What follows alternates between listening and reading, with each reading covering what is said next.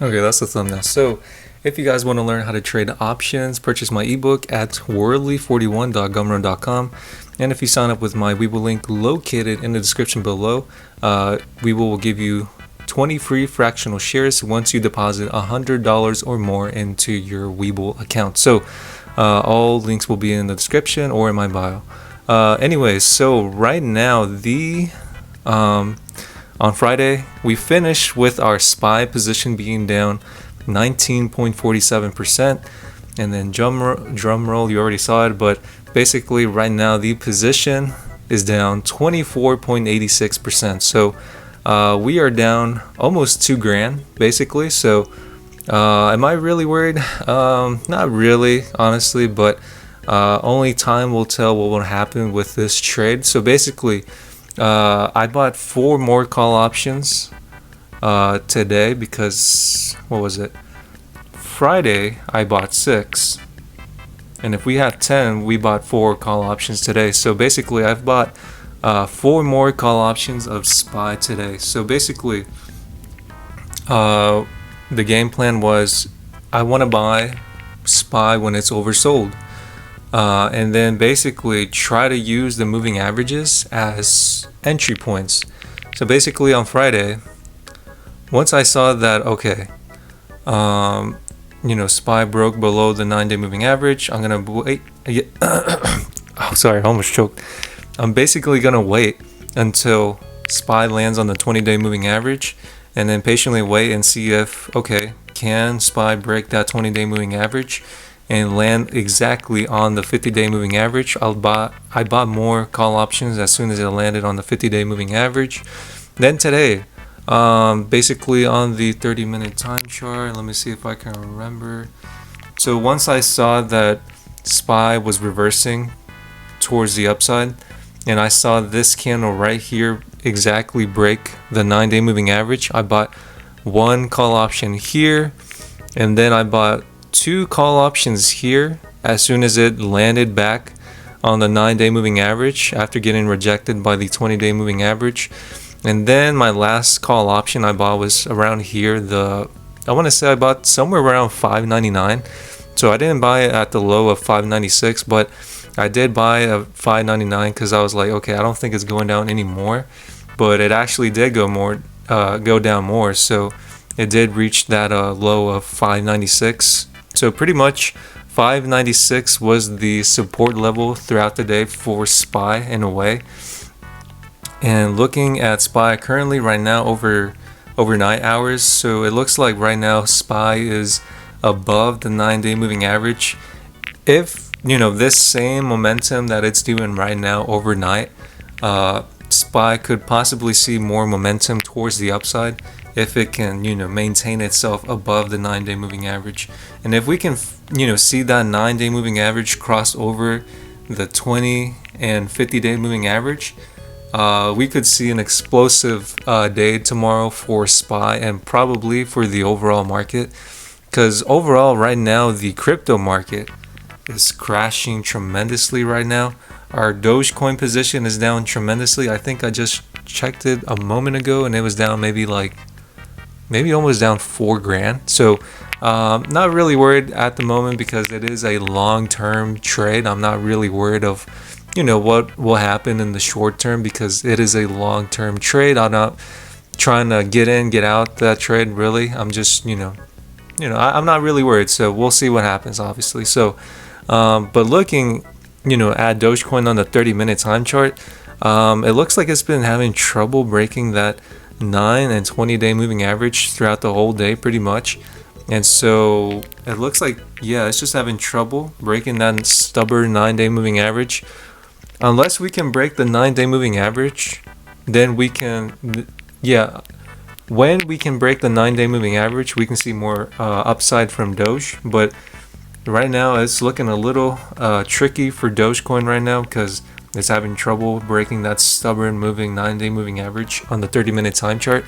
Now on the daily chart, it's a totally different thing.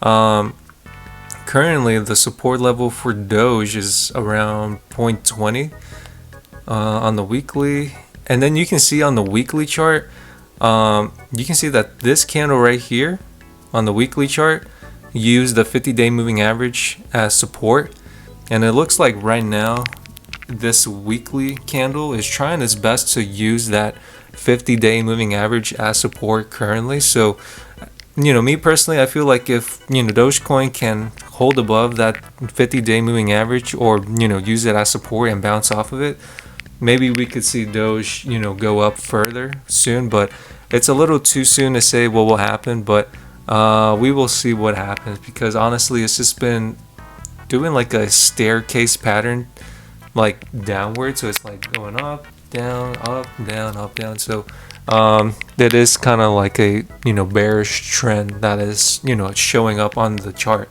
specifically on the weekly chart. So we'll see what happens. But on the monthly chart, when I saw it on the monthly chart, it looks like it's trying its best to maintain itself using that 9-day moving average. So if it does decide to break that 9-day moving average, the next possible support that Doge could see or use is the 20-day moving average. So if Doge decides to break that 20-day moving average, then we could see more downwards momentum overall for Doge in the long term. But it is I guess you could say, the altcoin season year. A lot of people are saying that this year is the altcoin season. This year, then they believe that altcoin season will occur like as always, as the previous times that it's happened. Right now the altcoin index reads 31, so we are currently not in an altcoin season yet. We will be in an altcoin season once we reach 75. So once we reach that number of 75, then we're in an altcoin season. For now, we're not in an altcoin season. So overall, I'm pretty sure it has to do with the economy and all that jazz, and all all this stuff that goes on with the world, right? So, but at the same time, I feel like if you use these times that we're going through, right, you can obviously find good deals out there in the stock market.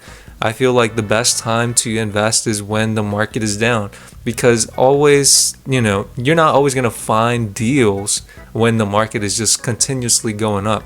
You kind of want to find deals when the market is going down. So ideally, you will see, red in your portfolio. You will see, either swing trades go, not your way specifically. Sometimes you will have to exit out that position that you're in for a loss, honestly, because if you hold on to that position for a long time, and then you decide to sell at the last minute, you'll realize that your position, you could have sold it at for a smaller loss. Now you're selling it out for a big loss instead of selling out for that little small loss instead. So try to be careful, right? Trading in the market, in the stock market, crypto market, etc., right? It is always I guess you could say, a challenge for people when it comes to when to exit or enter into a trade. Me specifically, this is what I'm doing. Basically, what I'm trying to do is enter into a trade, right? Specifically when stuff is like oversold, and then sell out that position once it's up either 5 or 10%. I always try to aim for that small percentage gain, because I feel like if I go up, go over that percentage of 5 or 10%, sometimes that trade will not go my way. So honestly, I feel like either a 5 or 10% gain is better than nothing, honestly. So try to have a game plan set in mind, and have your strategy set out in place. That way you're not having trouble exiting or entering a trade. So that is pretty much it, really. So right now the SPY position is down 24.86%. And basically, if you guys want to learn how to trade options, right, you can purchase my ebook located at worldly41.gumroad.com. So that is pretty much it. I'll see you guys in the next video. As always, take care. And as always, this is not financial advice. As always, take care. Bye.